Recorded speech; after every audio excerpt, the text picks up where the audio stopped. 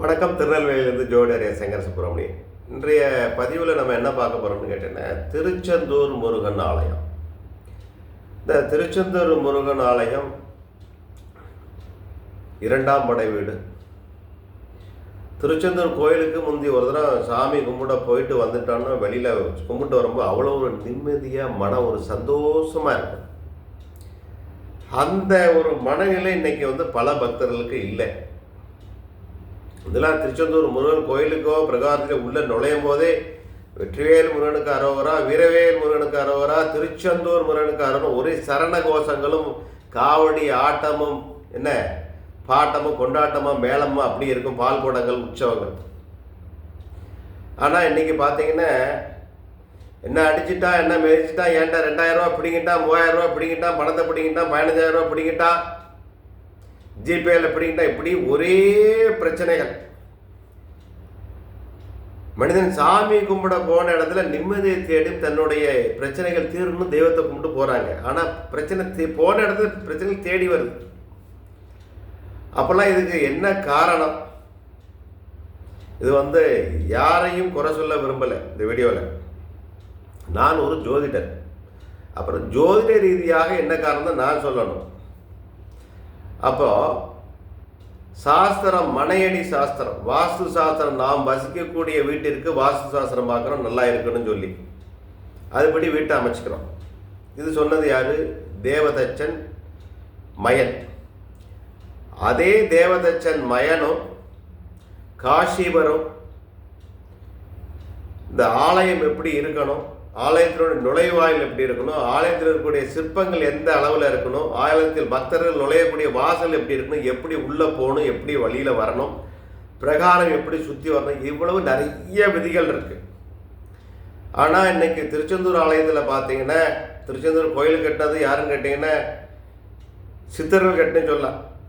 மூவர் சமாதி இருக்குல்லையா கோயிலுக்கு ஏற்றால, அந்த மூவர் தான் ஆதி காலத்தில் கண்டு அதுக்கப்புறம் எடுத்து கட்டினது மூவர் சமாதி. மூவர்கள் கட்டினாங்க, ராஜாக்களும் கட்டியிருக்காங்க. அதனால அது வித்தியாசமானது.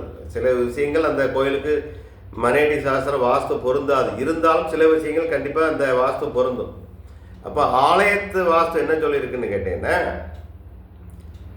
சிற்பசாஸ்திர நூலில் சொல்லியிருக்கு. ஒரு ஆலயம் இப்படி இருக்கணும், இப்படி போய் வரணும்னு இருக்கு. இதெல்லாம் முந்தி நல்லா நடந்தது. அந்த முறையில் தான் பக்தர்கள் போய் உள்ளே போய் வர்றது, வழிபாடு பண்ணுறது எல்லாம் நல்ல சண்டை சச்சரவுலாம் பிரச்சனை.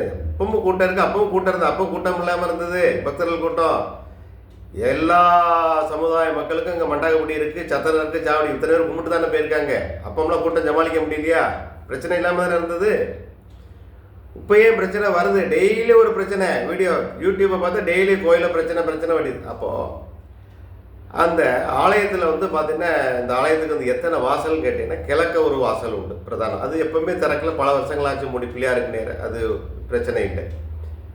அதே மாதிரி தெற்க 2 வாசல் உண்டு, பெரிய வாசல். ஒன்று சண்முக விலாஸ் உள்ள கோயிலோட சண்முகம் நேராக பார்க்க முடியும், அதுவே முதல் பிரதான வாசல். அதை ஒட்டியே பார்த்தீங்கன்னா தெற்க இன்னொரு வாசல் உண்டு, அது ஒரு வாசல்.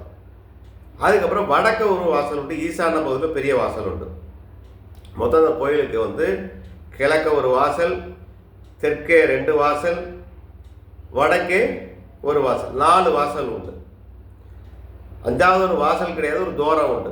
அப்போ கிழக்கு வாசலுக்கு மேலே என்ன இருக்குன்னு கேட்டீங்கன்னா, கடலுக்கு நேரம் இந்த கொடிமரத்துக்கு நேராக ஒரு சின்ன ஒரு இப்படி இந்த சைஸில் ஒரு ஓட்டை மாதிரி இருக்கும். ஓட்டையில் நல்ல பெருசாகவே இருக்கும், பார் மாதிரி இருக்கும். ஒரு 2.5 அடிக்கு 3 இன்ச்சு அகலம் கொண்ட ஒரு பார் இருக்கும். அதில் நம்ம காதை வச்சு பார்த்தா ஓம்னு கடல் சத்தம் ஓம்னு ஓங்காரமாக ஒலிக்கும். நீங்கள் வச்சு பார்த்தீங்கன்னு ஓங்காரமாக ஒலிக்கும். ஓம்னு பிரணவ மந்திரம் மாதிரி அந்த சத்தம், கடல் அலைகளுடைய சத்தம் முருகனை பார்க்கறதுக்காக ஓம்னு கேட்கும். அந்த ஒரு சத்தத்தை கேட்கும். அப்படி இருந்த சூழ்நிலை இன்றைக்கி அப்படி தான் இருக்குது. ஆனால் பல வருடங்களாக இப்போ பக்தர்கள் போய் வழி செய்யக்கூடிய வழிபாடு எப்படி இருந்ததுன்னா, தெற்கே இருந்து நேராக கிழக்க போய் சண்முகரை கும்பிட்டு அப்படி பிரதட்சணா ஓம் வடிவிலேயே பிரணவ வடிவிலே தரிசனம் பண்ணிட்டு வெளியில் வந்தாங்க. இப்போ நிர்வாக காரணத்துக்காக என்ன பண்ணி வச்சுருக்காங்கன்னு கேட்டிங்கன்னா, கடந்த சில வருடங்களாக ஈசான வாசலை திறந்துட்டாங்க. அந்த ஈசான வாசல் சொல்லக்கூடிய வடகிழக்கு பகுதியில் இருக்கக்கூடிய வாசலை தான் என்ன பக்தர்கள் கும்பிட்டு தரிசனம் பண்ணிட்டு வெளியில் போகிறாங்க. ஒரு வீட்டிலேயே பார்த்தீங்கன்னா ஈசான வாசல் புனிதமாக இருக்கணும். ஈசானத்தில் வாசல் வைக்க மாட்டாங்க, ஆலயத்துக்கு வைக்கலாம். இந்த ஆலயத்தில் ஈசான வாசல் எதுக்குன்னா பக்தர் அவசர காலத்துக்காகவும், அதே மாதிரி சப்பரங்கள் வெளியே போக வர சில பொருட்கள் ஆலயத்துக்கு பூஜைக்கு வேண்டான சில பொருட்கள் கொண்டு வர்றதுக்கு சில சப்பரங்கள் உள்ளே செய்ய மராமத்து பண்ணிக்காக வச்சுருக்காங்க. வாசல் இருக்குன்னு சொல்லல. ஆனால் அந்த வாசல் என்னைக்கு திறந்த அன்ற வாசலையே பக்தர்கள் வெளியேறாங்களோ அன்னையிலேருந்து பிரச்சனைகள் ஆரம்பம். அதே மாதிரி முந்தி எப்படி போவாங்கன்னு கேட்டால் நேராக அந்த சண்முகவிலாசமத்தை சண்முகருக்கு நேரம் இருக்கக்கூடிய வாசல் வரையே போய் உள்ளே சாமியை கும்பிட்டு சாமி அப்படி பிரதட்சணமாக பிரகாரத்தில் சுற்றி வர்ற மாதிரி சுற்றி வந்து நேராக வெளியில் வர கொடிமரம் பக்கம் வந்துட்டு வெளிக்கொடி 2வது கொடிமரம் பெரிய கொடிமரம் வந்து அப்படியே அந்த தெற்கு வாசல் 2வது ஒரு வாசல் இருக்குல்லையே அது வழியே வெளியே வந்துடுவாங்க. அப்போது திருப்பி வந்தோடனே கடலை பார்ப்பாங்க. அந்த மாதிரி ஒரு சூழ்நிலை இருக்குது. அப்படி வந்து அந்த வாசலுக்கு தெற்கு 2வது வாசல் இருக்குல்லையே அது வந்து அக்னி மூலையில் இருக்குது. அந்த அக்னி மூலையில் எப்போ பார்த்தீங்கன்னா ஒரு விபூதி தொட்டி இருக்கும். முந்திலாம் பெரிய தொட்டி மாதிரி கட்டியிருப்பாங்க. அது நிறைய சாமிக்கு அபிஷேகம் பண்ண விபூதியில் அதை போடுவாங்க. அதை பக்தர்கள் எடுத்து வச்சுட்டு போவாங்க. விபூதி இப்போ மாதிரி துட்டு 100, 200, 300 கொடுத்தா இல விபூதி வாங்கணும் அவசியமே இல்லை. இலவசமாக எடுத்து கும்பிட்டு பக்தர் பின்னு வந்தவினையும் வருகின்ற தீவினையும் செந்தியில் நகரன் சேவகா என்று திருநீர் வந்த வினையும் வருகின்ற தீவனையும் கந்தன் என்று சொன்னால் அகண்டிடமே திருச்செந்தூர் நகர் சேவகா என்று திருநீர் அணிவருக்கேன்னு சொல்லியிருக்கு. அந்த இடத்துல நின்று அந்த மதரத்தை சொல்லியோ முருகாமுருகன் விபூதியை வச்சாச்சுல்ல அவன் பக்தருடைய குறைகள் தீர்ந்து வந்தது. இந்த அக்னி மூலையில் இருக்கப்பட்ட விபூதி பக்தருடைய அனைத்து நோய்களும் போக்கக்கூடியதாக இருந்தது. இன்றைக்கி பார்த்தீங்கன்னா அந்த வாசல் வழியாக பக்தர்கள் வெளியே வர முடியல. அங்கே விபூதியும் இல்லை. இப்போ விபூதி இருக்கா தேவையில்லை கழிவு குப்பை சத்தை தான் அங்கே அதில் போட்டு வச்சுருக்காங்க. இந்த தொட்டியே இருக்கான்னு என்னன்னு தெரியல. அது பேர் விபூதி தொட்டின்னே பேர். சாமி தரிசனம் பண்ணிட்டு வரும்போது யார்கிட்டையுமே விபூதி உள்ளே போனோமா சாமி கும்பிட்டோமா வந்துகிட்டே இருக்கணும்.